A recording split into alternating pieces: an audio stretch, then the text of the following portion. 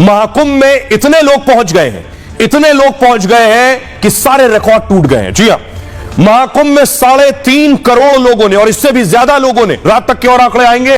जी हां, सेना बुला ली गई है, तैयारी है, सेना को स्टैंड बाय में रखा गया है, सेना को तैयार रहने को कहा गया है, क्योंकि महाकुंभ में माना जा रहा है 50 करोड़ लोग पहुंचने वाले हैं, 50 करोड़, इसलिए सेना अलर्ट पर है। अब देखिए, आखिर सेना को लगाया गया है। आप समझ रहे हैं, देश की आबादी है 140 करोड़ और 50 करोड़ लोग कुंभ में पहुंचेंगे, तो सिर्फ 50,000 जवानों से संभव नहीं है। एक तरफ कुंभ चल रहा है, दूसरी तरफ सेना स्टैंड बाय पर है। महाकुंभ में पहले अमृत स्नान में रिकॉर्ड तोड़ श्रद्धालु पहुंच गए। पहले अमृत स्नान में के 12 घंटे में 3.5 करोड़ लोगों ने डुबकी लगा ली, और आपको बताऊं 3 बजे तक ही 2.5 करोड़ लोगों ने आस्था की डुबकी लगा ली थी। अमृत स्नान का यह आंकड़ा अभी और भी बढ़ सकता है। जूना अखाड़ा समेत सभी 13 अखाड़ों ने के संतों ने स्नान किया है। महाकुंभ के दूसरे दिन भी भारी भीड़ प्रयागराज में उमड़ी है। करीब 15 किलोमीटर के एरिया में श्रद्धालु ही श्रद्धालु नजर आ रहे हैं। हालत यह है, महाकुंभ मेले में लगातार भीड़ बढ़ती जा रही है।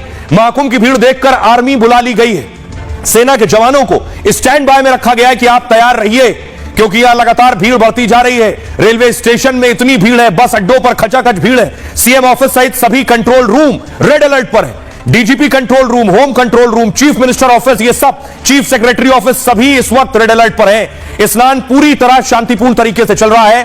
ड्रोन, सीसीटीवी और अंडर वाटर ड्रोन से भी बाकायदा नजर रखी जा रही है। पानी में घोड़े पर जवानों को तैनात कर दिया गया है। गहरे पानी में कोई जाने ना पाए, ये जवान इसी पर नजर रख रहे हैं। मुख्यमंत्री योगी आदित्यनाथ हर घंटे महाकुंभ की निगरानी कर रहे हैं। गहरे पानी में कोई ना जाने पाए, जवान इस पर भी नजर बनाए हुए हैं। भारी भीड़ की वजह से आर्मी को भी स्टैंड बाय पर रखा गया है। हेलीकॉप्टर से पुष्पवर्षा हो रही है, ड्रोन से निगरानी हो रही है, और इनकी तैनाती मेला प्रशासन और राज्य सरकार की मदद से के लिए की गई है।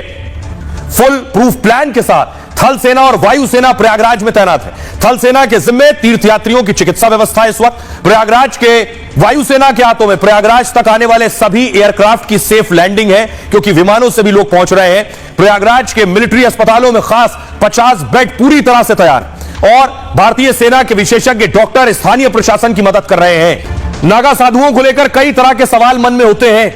ये नागा साधु कौन होते हैं, कहां रहते हैं, कुंभ में दिखते हैं फिर कहां गायब हो जाते हैं? नागा साधु ही पहला अमृत स्नान क्यों करते हैं? नागा साधु ही आज सबसे पहले पहुंचे, सबसे पहले उन्होंने स्नान किया, आखिर क्यों? ये भाला त्रिशूल और तलवारों के साथ महाकुंभ में पहुंचते हैं। नागा साधु एक कुशल योद्धा की तरह होते हैं। मुगल काल में मुगल राजाओं ने कुंभ में खलल डालने की कोशिश की थी। कहा जाता है तब नागा साधुओं ने अपने अस्त्रों का प्रयोग किया था। इस मुठभेड़ में कई नागा साधुओं ने अपना बलिदान भी दिया। इसी वजह से नागा साधुओं को पहला अमृत स्नान का मौका मिलता है। दरअसल नागा साधु जंगलों और गुफाओं में रहते हैं, महाकुंभ और बड़े धार्मिक कार्यक्रमों में शामिल होते हैं। इन्होंने सांसारिक सुखों का त्याग कर दिया है। इनके शरीर पर कोई वस्त्र, कोई कपड़ा नहीं होता है। ये शरीर पर हमेशा भस्म लपेटे रहते हैं। शरीर पर भस्म या राख लपेटे रहते हैं, इसे वो भभूत भी कहते हैं। भस्म को बहुत पवित्र माना जाता है और इससे मानसिक शांति मिलती है। साथ ही नकारात्मकता भी दूर होती है और एक सकारात्मक शक्ति मिलती है। ये भगवान शिव से भी ताल्लुक रखती है। चिता की राख या धूनी की राख लपेटे रहते हैं ये लोग। भस्म नागा साधुओं को ठंड से बचाती है। कहते हैं भस्म शरीर पर एक इंसुलेटर का काम करती है। कुंभ के दौरान नागा साधु आकर्षण का इस वक्त मुख्य केंद्र है। इस दौरान ये बड़ी संख्या में दिखाई देते हैं, लेकिन मेले के बाद ये साधु अचानक गायब हो जाते हैं। कुंभ मेले के दौरान नागा साधु अपने अखाड़ों का प्रतिनिधित्व करते हैं। मेला समाप्त होने के बाद वो अपने अपने अखाड़ों में लौट जाते हैं। ये अखाड़े देश के विभिन्न हिस्सों में स्थित हैं, जहां साधु ध्यान, साधना और धार्मिक शिक्षा देते हैं। इनका जीवन बेहद कठिन होता है। पहले घर से माता पिता से भिक्षा लेते हैं, माता पिता और खुद का पिंडदान करते हैं। सांसारिक दुनिया से उनके सारे रिश्ते खत्म हो जाते हैं।